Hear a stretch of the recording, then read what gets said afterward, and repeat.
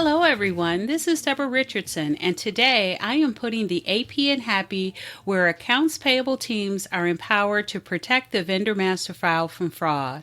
This podcast will give a voice to accounts payable team members by talking about the growing reality of cyber attacks in their world and which vendor setup and vendor management techniques they can apply to protect the vendor master file from fraud. Need training? Visit the Vendor Process Training Center to enroll in your choice of weekly live and on-demand training sessions. Plus, get access to vendor setup form templates and reference tools that will help you and your team avoid fraud, fines, and bad vendor data. So sign up for a free account to get access to free training sessions, vendor process FAQs, and a resource library with information you need to manage your vendor master file. Visit training.debrarrichardson.com today. The link will be in the show notes.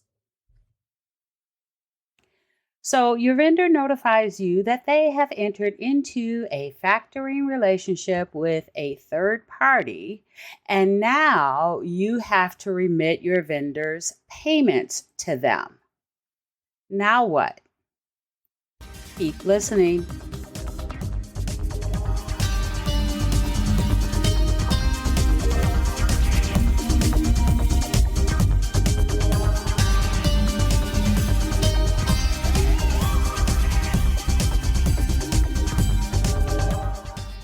Welcome to episode 299, Best Practices when your vendor has factored their payments to a third party. And so the first thing we're going to define is, what does factoring mean? So it probably means something very more complex than the way I'm going to explain it. But really, it means that a third party, an intermediary agent, has provided cash or financing to the vendor, and they have done that based on purchasing their accounts receivable, which means that as the payments are made to the vendor, paying those accounts receivable, invoices that they have outstanding, that goes to that intermediary agent or to that third party. So really, the details behind that is not significant here. What we're going to talk about is how you set up for that in your vendor master file. And then also, I'm going to answer a question that I know you might be thinking of already, is what about the 1099?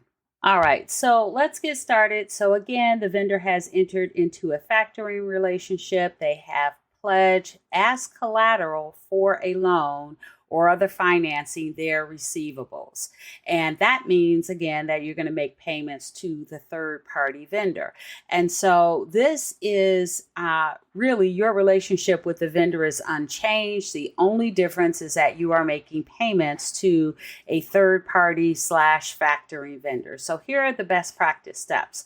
So the first step is to request a copy of the contract between the third party / factoring vendor and the existing vendor. And you want to retain that as support for setup. You also want to retain the email request from the vendor asking for the third party to be paid on their behalf. Now, as a side note here, if you would like to have the legal team or your leadership review the contract and or approve the fact that you are going to divert your vendor's payments based on that contract you just received and the email that you received as well, then I would have that as a step in your process, but it's not absolutely necessary. All right, so the second step or second best practice is to, now that you have the contract, is to set up the third party / factoring vendor as a separate new vendor. Yes, I did hear that. You did hear that correctly.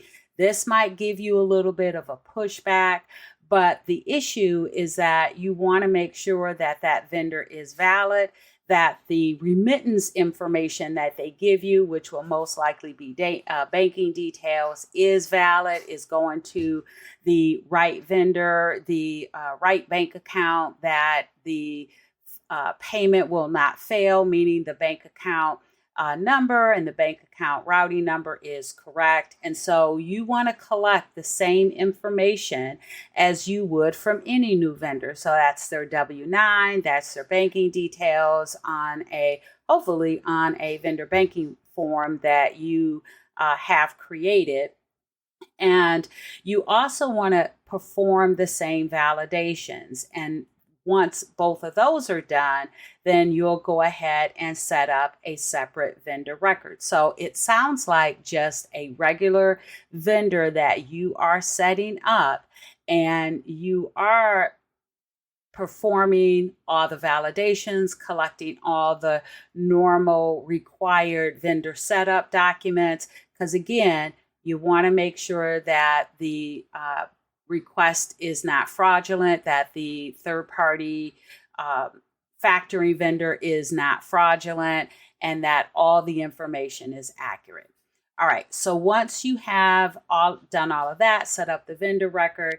Now, the last step is to add the third-party factoring vendor ID, once you have it, to the existing vendor record as the remit to vendor. Now, depending on your system, this can be called separate things, but accounting systems or ERPs typically have a field where it will identify what vendor ID payments need to be made to. And so I know from working with SAP that the name of that field is alternate payee, and I think it's abbreviated on the screen as alt payee.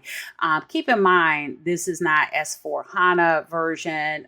The version I was working with was ECC 6, I believe it was, and so it was alt payee.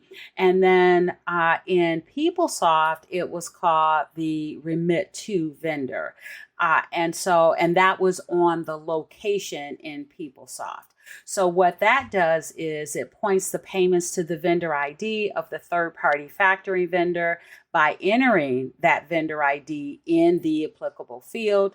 And this way, it doesn't appear as if the third-party or factoring vendor's remittance details are the vendor's remittance details or your vendor's remittance details. So this is much better than taking the third-party factoring vendor's remittance information, let's say banking, and putting it directly on the vendor's record as their banking, because now it's not going to match and you have no idea who you're actually paying. So having these separate vendor records means that you know that you are paying your vendor's payments or diverting your vendor's payments to another vendor ID. And when you look at that vendor ID, you'll know exactly who it is that you are paying. Now, I talked about answering the question about the 1099 because you may be wondering, well, who gets the 1099? Is it the vendor or is it the third-party factoring vendor because they are receiving the payments? Well, it's not necessarily who receives the payments. It is who earned the income.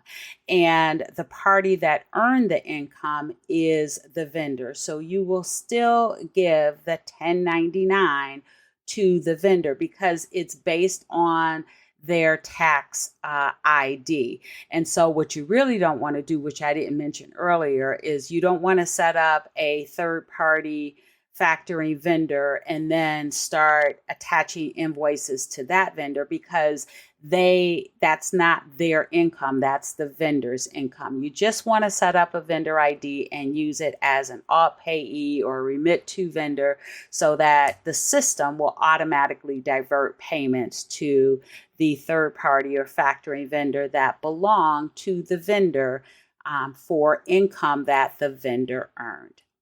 All right, so that is it for today. Thanks, everyone. I hope you enjoyed the 299th episode of the Putting the AP in Happy podcast, where accounts payable teams are empowered to protect the vendor master file from fraud. Don't forget to check the show notes for the links mentioned in the podcast. And if you enjoyed this episode, consider subscribing and writing a review of my podcast on the platform that you use to listen. Stay happy.